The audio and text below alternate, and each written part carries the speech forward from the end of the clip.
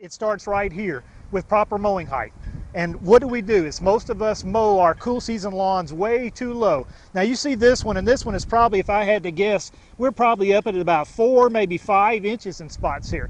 And as we're in the summer months, that's the best thing you can do, is to make sure that you set this mower height as high as you possibly can to take the stress off this grass.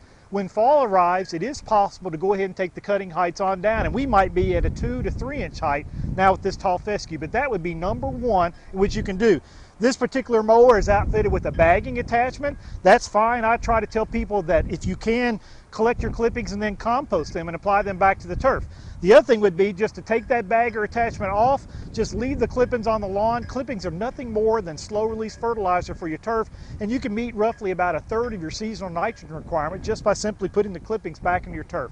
But I think adjusting the cutting heights up for the summer on fescue lawns, then taking them back down as fall arrives, that would be one of the first tips that we'd say towards growing a healthy turf.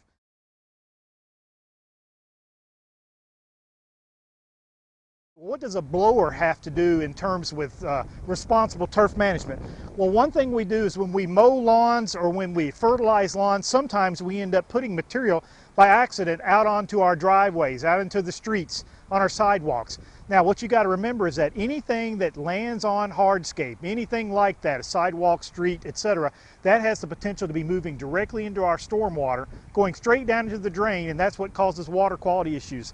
So you can take a leaf blower, you could take a rake, you could take a broom, anything that you can to get material back off of the hardscape and into the lawn.